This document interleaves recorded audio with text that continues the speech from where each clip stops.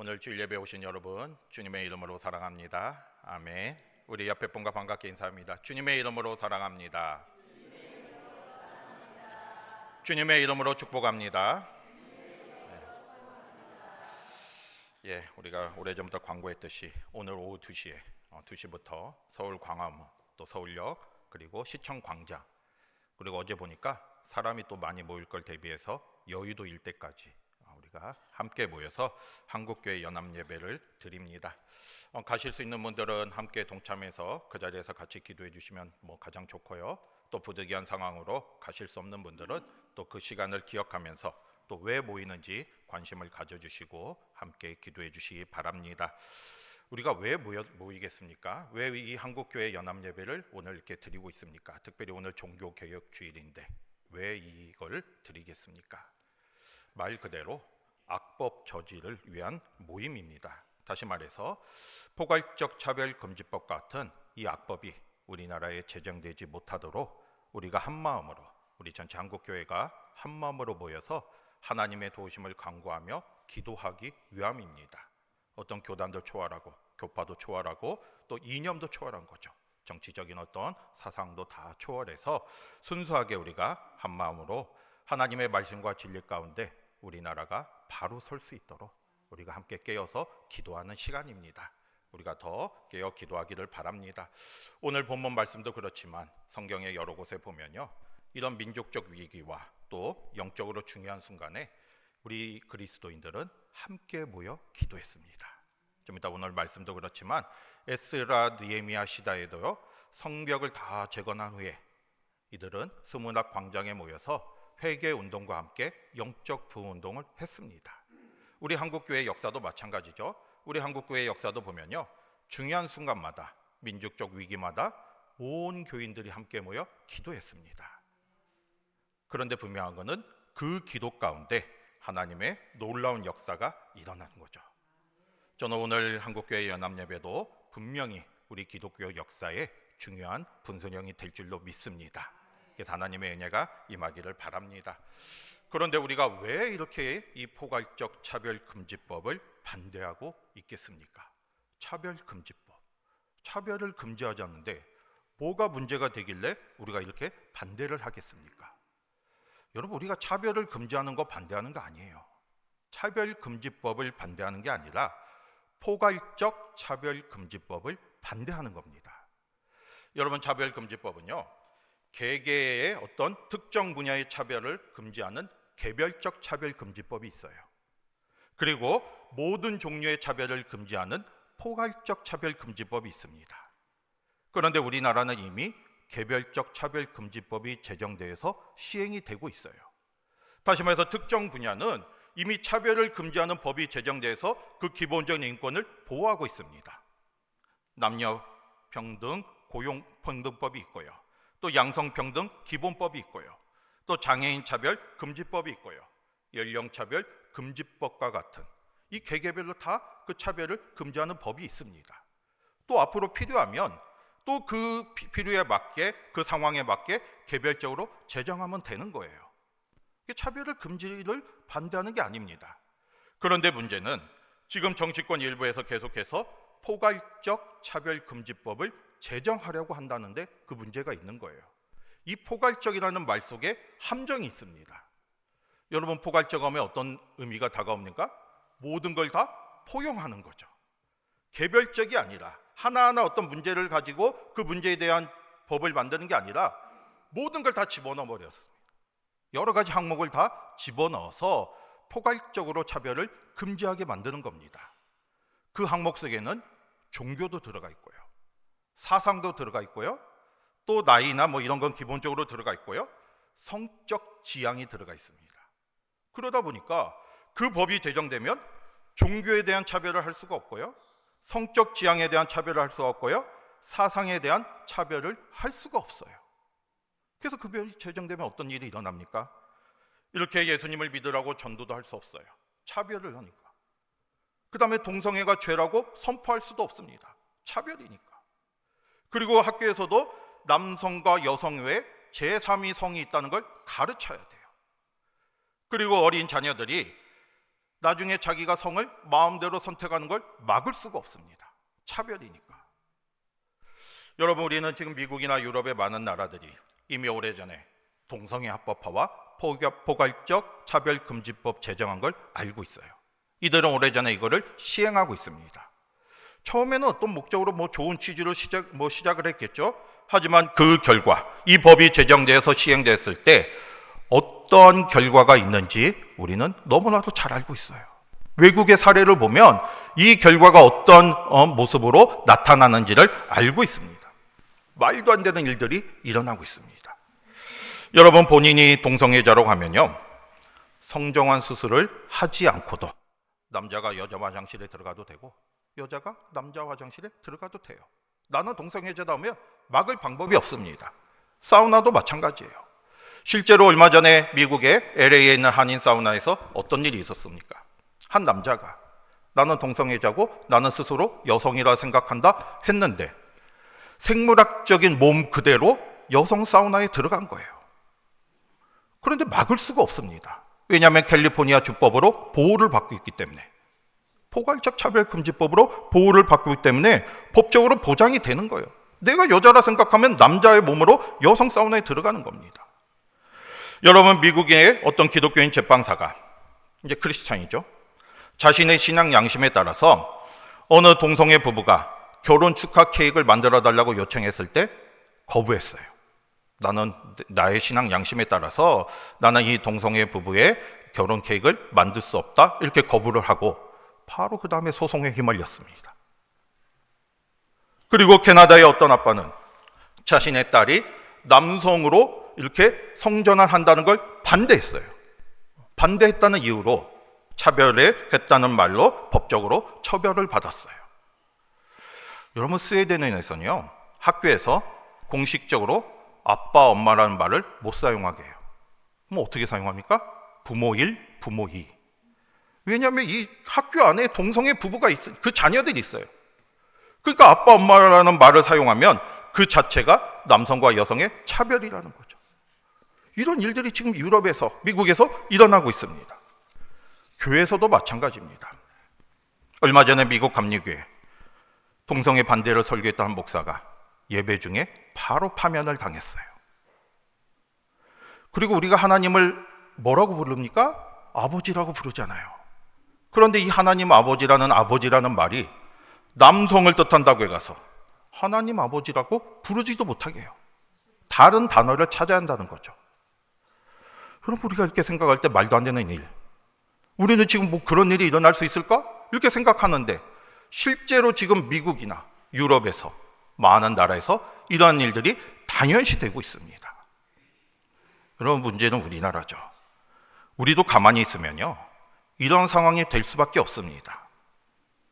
여러분, 얼마 전에 7월에 대법원에서 동성애자의 상대방 커플에게도 건강보험 피보험자의 자격을 인정해 줬어요. 여러분, 우리가 이렇게 부부가 있으면, 한 부부가 이렇게 직장에 다니면 건강보험을 들잖아요. 그러면 이제 직장이 없는 다른 배우자는 그 건강보험 안에 들어가는 겁니다. 그런데 이제 동성부부, 그걸 인정해 줬어요. 거기에 넣을 수 있다. 이 판결은 결국은 동성결혼을 인정하는 그런 판결이 되는 겁니다. 1심 법원도 아니고 대법원에서 그걸 판결을 한 거예요. 그러면 이제 그대로 놔두면 조만간에 이제 동성결혼이 아예 합법화가 되는 것이고요. 더 있으면 포괄적 차별금지법도 제정이 되게 되어 있습니다. 외국의 사례도 보면 그렇게 순서대로 가고 있었어요. 이럴 때 우리가 어떻게 해야겠습니까? 깨어서 기도해야죠. 더 큰 일이 일어나기 전에 우리가 기도하며 막아야 합니다. 여러분, 제방이 무너질 때요, 처음부터 한 번에 터지지 않아요. 그 위에 조금 틈이 보이면 거기에 이제 물이 새기 시작하면 점점 이제 그 물이 넘어지면 이렇게 커지면서 결국에는 제방이 터지고 뚝이 무너지게 돼 있습니다. 그런데 처음에 그걸 발견하고 조그마한 물이 흘릴 때 막으면 막을 수 있어요. 모래 주머니로도 막을 수 있습니다. 하지만 그게 터지고 난 다음에는 걷잡을 수 없는 상황에는 더 이상 막을 수가 없어요. 우리가 지금 그 기로에 서 있습니다. 우리나라가 영적 진리가 무너지느냐, 바로 그 기로에 서 있어요. 이 무너지는 제방을 막느냐 아니면 그냥 보고만 있느냐, 바로 그 순간에 우리가 서 있습니다.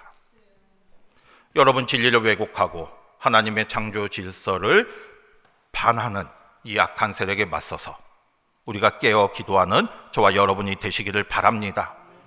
우리를 위해서도지만 더 중요한 거는 다음 세대예요.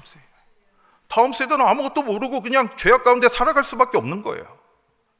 우리가 그런 모습이 되지 않도록 우리의 자녀인 다음 세대를 위해서라도 반드시 막아내는 우리 모두가 되시기를 바랍니다. 오늘 연합 예배는 어떻게 보면 우리가 그걸 위해서 우리가 함께 나아가는 거예요. 그리고 오늘뿐만 아니라, 오늘 우리가 연합 예배 드린다 해서 놀라운 역사가 있겠죠. 근데 오늘만 관심을 가지면 안 되잖아요. 오늘만 우리가 한참 이렇게 뜨겁게 붐을 일으키고 또 관심이 사라지면 안 됩니다. 앞으로 더 이 문제에 관심을 가지고 더 나라와 민족을 위해서 기도하는 저와 여러분이 되시기를 바랍니다.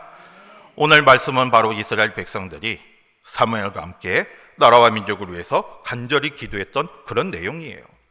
사무엘이 이제 본격적으로 이스라엘의 영적 지도자가 되었을 때, 그 활동을 시작했을 때, 이 이스라엘은요, 너무나 많은 문제들이 있었습니다. 민족적인 위기였어요. 내외적으로. 내적으로는 이스라엘 백성들이 그동안 계속해서 우상을 숭배하면서 많은 죄악 가운데 살았습니다. 우상을 숭배하고 영적으로 타락하고, 오늘날 우리의 모습처럼 무엇이 옳고 그른지를 분별하지 못했어요. 진리가 훼손되는 그런 상황에 있었습니다. 이게 영적으로 타락한 모습이었죠. 죄악 가운데 있던 모습이었죠. 그리고 외적으로는 블레셋의 침입을 받아서, 블레셋뿐만 아니라 주변 여러 나라의 어떤 강한 나라들의 계속되는 침입으로 여러 가지 위협 속에 있었습니다. 이렇게 전쟁의 위협 속에 살고 있었어요. 이게 이렇게 혼란스러운 상황에 있었다는 거죠. 여러분, 지금 우리나라가 이런 상황이잖아요. 영적으로도 지금 혼란하잖아요. 그리고 사실 전쟁의 위협은 우리가 끊이지 않고 살아가고 있습니다. 우리도 이런 모습 속에 있었는데, 여러분, 이렇게 영적인 암흑기와 블레셋의 위협 속에 시달리던 이스라엘 백성들이 어떤 일이 일어납니까? 오늘 말씀에 본 것처럼 사무엘과 함께 개혁운동이 일어나요. 신앙개혁운동. 새롭게 되고자 하는 그 모습 속에 이스라엘 백성들이 사무엘과 함께 개혁운동을 통해서, 신앙운동을 통해서 새로운 모습이 됩니다. 새롭게 이제 나아간 거죠. 여러분, 오늘 이 말씀을 통해서 우리가 하나님이 주신 뜻을 깨닫고 우리도, 우리의 삶도, 우리의 민족도 하나님 앞에 새로운 모습으로 다시 나아가는 우리 모두가 되시기를 바랍니다. 그러면 어떻게 해서 이런 새로운 모습이 될 수 있었을까요? 여러분, 사무엘이 이스라엘의 영적 지도자가 돼서 가장 처음으로 외쳤던 말이 무엇입니까? 3절 같이 보겠습니다. 3절 같이 볼게요. 3절 볼게요. 시작. 사무엘, 여호와께 돌아오려거든 이방신들과 아스다롯을 너희 중에서 제거하고 너희 마음을 여호와께를 향하여 그만을 섬기라. 그리하면 너희를 블레셋 사람의 손에서 건져주시리라. 아멘. 사무엘이 이스라엘 백성들에게 가장 먼저 외쳤던 말이 무엇이겠습니까? 전심으로 여호와께 돌아오라는 거죠. 하나님 앞에 돌아와라. 그냥 외적인 모습만 돌아오는 게 아니라 전심으로 여호와께 돌아오라는 거예요. 그런데 전심으로 여호와께 돌아오기 위해서 가장 먼저 무엇을 하라고 했습니까? 우상을 제거하라는 거죠. 너희 마음속에 믿고 있던 이방신들과 아스라롯을 제거하고 오직 여호와만 섬길 것을 분명하게 외치고 있습니다. 돌아오라는 거예요. 돌아오. 회개하라는 거예요. 이게 가장 먼저 외친 게 바로 회개였습니다. 여러분, 당시 이스라엘 백성들은요, 아까도 말씀드린 것처럼 영적으로 타락한 우상을 숭배하고 있었어요. 왜냐하면 이제 이스라엘 백성들이 애굽 땅에서 오랫동안 노예 생활하다가 40년 광야 생활을 마치고 가나안 땅에 정착을 했는데, 지금 아직 이스라엘은 나라다운 나라가 되지 않았어요. 통일된 나라가 아니었습니다. 그냥 각 지파별로 흩어져 있었어요. 그러다 보니까 옆에 이렇게 보니까 옆에 원래부터 살고 있던 이 강한 나라들, 블레셋을 비롯해서 강한 나라들은 굉장히 지금 번영하고 잘 살고 있는 거예요. 그러다 보니까 그들이 믿고 있는 신, 풍요와 번영의 신, 바알신 이런 데 이제 마음을 뺏기게 된 거죠. 그래서 이들은 하나님을 믿지 않고 또 하나님을 믿는다고 하면서도 이방 민족들의 신을 같이 섬겼어요. 또는 하나님을 떠나서 이방 민족들의 신만을 섬기기도 했습니다. 이런 우상 숭배의 모습이 계속됐던 거예요. 오랫동안 사사시대 계속 그런 모습 가운데 있었습니다. 그때 이제 사무엘이 이스라엘 백성들이 이제 새로워지기 위해서, 새로운 모습이 되기 위해서 가장 먼저 할 게, 전심으로 하나님께 돌아오기 위해서 가장 먼저 할 게 바로 우상을 버리는 거예요. 잘못된 모습, 죄된 모습을 버리고 하나님 앞에 돌아오라는 겁니다. 그동안은 잘못된 모습으로 하나님을 섬겼다면, 하나님과 우상을 동시에 섬겼다면, 이제는 그걸 제하고 누구만을 바라보라는 거예요? 여호와만 바라보라. 여호와만 섬기라. 오직 하나님만 바라보라고 권면하고 있습니다. 여러분, 우리도 그렇잖아요. 우리가 양쪽을 동시에 볼 수 없어요. 우리가 이쪽을 보고 제가 이쪽을 동시에 못 봅니다. 몸을 향해서 한쪽을 바라볼 때 내가 그걸 올바로 볼 수가 있는 겁니다. 우리가 하나님을 섬기는 것도 마찬가지죠. 우리가 하나님을 섬긴다고 하면서 한쪽으로는 다른 걸 생각하고 다른 걸 우선시하면서 어떻게 하나님만을 온전히 섬길 수 있겠습니까? 우상을, 다른 걸 더 하나님보다 사랑하면서 어떻게 하나님을 사랑한다고 말을 할 수 있겠습니까? 그걸 버려야 돼요. 잘못된 모습을 버리고 하나님만을 바라보며 나아가는 게 바로 진정으로 주님을 섬기는 게 되는 거죠. 그러니까 오늘 사무엘 선지자가 바로 그거를 강조하고 있는 거예요. 지금까지는 어떤 모습으로 살았던 간에 이제는 우리가 새로운 모습으로 새로운 민족이 되기 위해서, 새롭게 하나님의 나라의 백성이 되기 위해서는 가장 먼저 잘못된 모습을 버리고 우상을 버리고 오직 하나님만 바라보며 나아갈 것을 권면하고 있습니다. 저와 여러분도 이런 모습이 되시기를 바랍니다. 우리가 하나님을 잘 믿기를 원하잖아요. 우리가 주님 앞에 바른 모습으로 되기를 원하잖아요. 전심으로 주님 앞에 돌아오기를 원하잖아요. 그러면 가장 먼저 해야 할 게, 지금까지 나의 모습이 어떠한가? 나는 어떤 모습으로 주님을 섬겼는가를 생각하면서 내가 주님보다 더 바라고 생각했던 게 있다면, 내가 세상에 소망을 두고 살아간 게 있다면 그걸 가장 먼저 버리고 주님만을 섬겨야 합니다. 저와 여러분 모두가 오늘 말씀처럼 오직 여호와만 섬기는 그런 삶이 되시기를 바랍니다. 그런데 사무엘이 또 뭐라고 했습니까? 3절 말씀에 보면요, 이렇게 이방신을 제거하고 우상을 제거하고 하나님께 돌아와서 온전히 하나님만 섬기면 하나님께서 어떻게 하신다고 약속해 주셨어요? 블레셋 사람들의 손에서 이스라엘 백성들을 구원해 주신다는 거죠. 여러분, 이 당시에 이스라엘 백성들은요, 오랫동안 블레셋의 위협 속에 살고 있었습니다. 근데 이스라엘 백성들은 힘이 약해요. 능력이 안 돼서 자신들의 힘으로는 이 블레셋 손에서 벗어날 수가 없었는데, 오늘 사무엘이 말하잖아요. 회개하고 하나님 앞에 나와라. 그러면 하나님께서 블레셋 사람의 손에서 건져내 주실 것이라고 분명하게 말하고 있습니다. 하나님이 함께하여 주시면 분명히 승리한다는 거예요.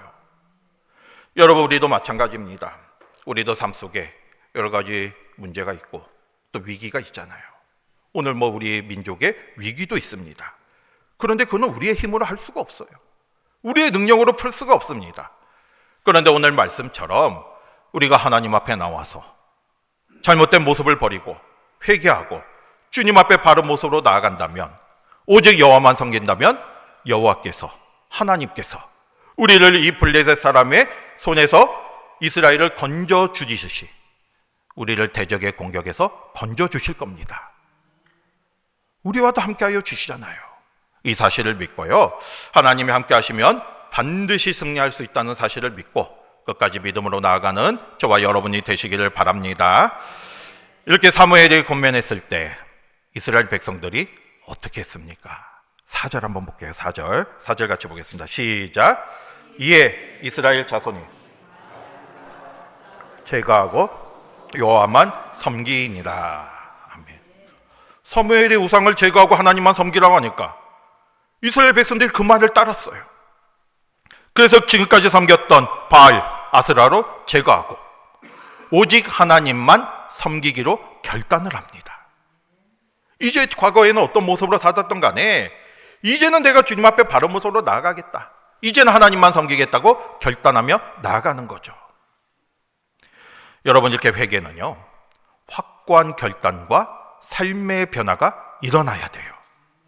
지금 사무엘이 이렇게 회개하라고 했을 때 이스라엘 백성들이 그 권면을 듣고 변했잖아요. 그냥 말로만 내가 하나님을 섬기겠다, 앞으로만 하나님을 열심히 믿겠다, 이렇게 말로만 이야기한 게 아니라 오늘 4절 말씀처럼 그들은 바알과 아스라도 신을 제거했습니다. 그리고 오직 하나님만 섬길 것을 결단했어요. 회개하고 삶의 변화가 일어나면서 이제는 이스라엘 백성들이 하나님만 바라보며 나아갈 것을 이렇게 결단하며 나아갔어요.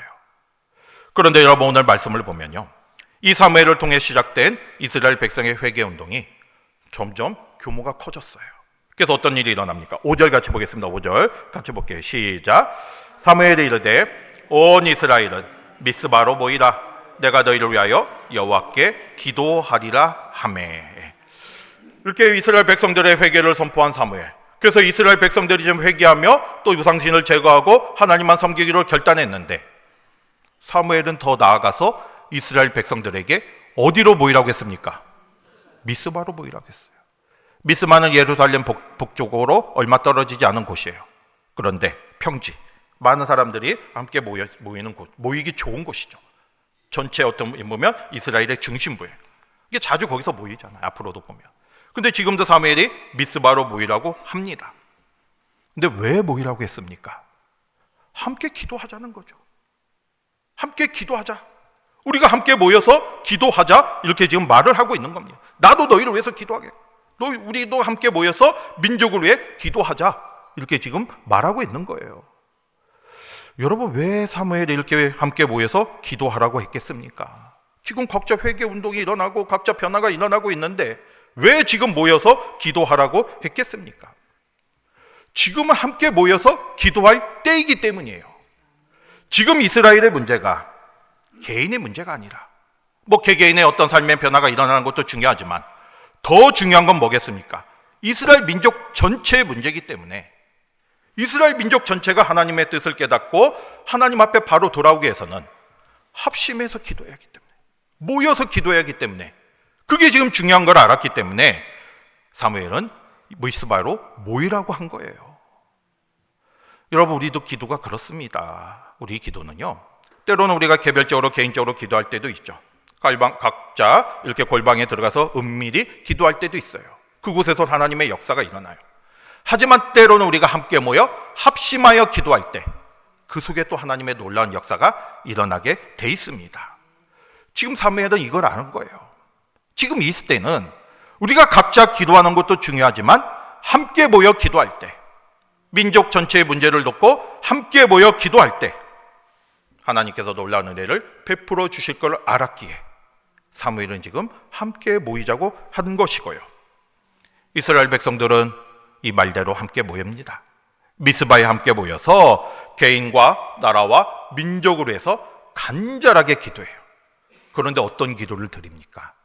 6절 같이 보겠습니다. 6절 같이 보겠습니다. 6절 같이 볼게요. 시작. 그들이 미스바에 모여 물을 길어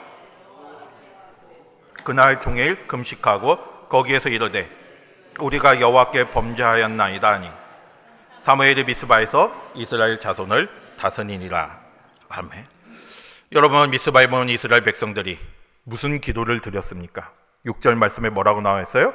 종일 금식하고, 거기에서 뭐라고 기도했습니까? 우리가 여호와께 범죄하였나이다.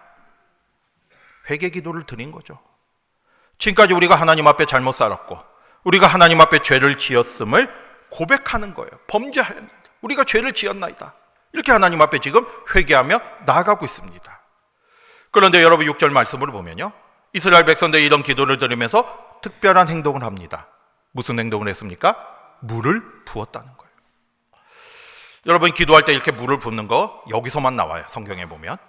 물을 부었다는 게 무슨 말일까요? 물을 부은 거. 한마디로 말해서 나의 모든 걸 다 하나님 앞에 쏟아냈다는 거죠. 내가 물을 부어서 나를 비웠다는 거예요. 나의 문제, 나의 아픔, 또 나의 죄, 나의 슬픔, 이런 모든 걸 다 주님 앞에 부어드렸어요. 가장 중요한 게 회개겠죠. 회개. 죄, 이런 문제를 주님 앞에 내어놓고 회개하며 기도하고 있습니다. 이게 이스라엘 백성들은 지금 미스바에 모여서 이렇게 회개하며 기도하였던 것이고요. 물을 붓듯이 나의 모든 걸 내어놓고 나의 죄를 고백하면서 하나님 앞에 나아가고 있어요. 여러분, 바른 신앙은요, 나의 죄의 고백으로부터 시작이 됩니다. 죄는 하나님과 우리 사이를 가로막고 있는 장벽이에요, 장벽. 이 장벽이 있으면 내가 하나님께 나아갈 수도 없고 하나님의 은혜가 나에게 임하지도 않아요. 이 장벽을 제거해야 돼요. 이 장벽을 제거하는 게 바로 죄의 고백입니다. 회개하는 거죠. 죄의 고백 없이는 올바른 신앙생활을 할 수가 없고요. 회개가 없이는 올바른 개혁과 부흥도 있을 수가 없습니다. 우리가 역사를 보면 알잖아요. 이 성경을 보면 알잖아요. 모든 영적 대부흥은 회개로부터 시작했습니다. 오늘 말씀도 회개로 시작했죠. 에스라 느헤미야가 스무나 광장에서 했을 때도 회개로부터 시작했죠. 평양 대부흥운동 회개로부터 시작했습니다. 저는 오늘 연합예배가 다른 사람을 위한 어떤 향한 비난이나 정죄가 아니라 함께 모여서 먼저 우리의 죄를 회개하고 우리 민족의 죄를 회개하고 하나님 앞에 바르지 못했던 나의 모습을 내어놓고 물을 붓듯이 내어놓고 우리 민족과 나라를 위해서 더 깨어 회개하는 그런 예배가 되기를 바랍니다. 그럴 때 하나님의 은혜가 임하는 거죠. 또 그럴 때 하나님의 역사가 임하게 됩니다. 여러분, 우리가 깨어 기도해야죠. 하나님은 우리 민족을 사랑하고 계십니다. 우리 민족 역사를 보면 알잖아요. 위기 때마다 지금 이 짧은 이 역사에 얼마나 많은 우리 부흥이 일어났습니까? 그리고 순간순간 위기 때마다 하나님께서 함께하여 주셨어요. 우리나라를 사랑하시고 우리 민족을 사랑하십니다. 지금도 그 사랑, 우리 민족을 향한 섭리가 진행되고 있어요. 그러니까 우리가 이 어려움을 당하기 전에 우리가 지금 막는 거잖아요. 모이는 거잖아요. 기도하는 거잖아요. 이 속에 분명히 하나님의 역사가 있을 줄 믿습니다. 저와 여러분 모두가 우리에게 주시는 하나님의 사명을 깨닫고요. 더 민족을 위해서 나의 죄를 고백해야죠. 가장 중요한 건 나의 죄예요. 나의 죄. 이스라엘 백성들도 자신의 죄를 먼저 고백하고 함께 모여 기도했어요. 우리도 나의 죄를 먼저 주님 앞에 내어놓고 기도하시고 또 깨어서 나라와 민족을 위해서 기도하면서 우리나라가 진리가 훼손되지 않고 하나님의 뜻 가운데 바로 서가는 나라가 될 수 있기를 주님의 이름으로 축복합니다. 아멘. 기도하겠습니다. 사랑의 하나님, 감사합니다. 오늘 말씀을 통해서 주님의 뜻을 깨닫고 믿음으로 나아가는 저희 모두가 될 수 있도록 인도하여 주시옵소서. 오늘 말씀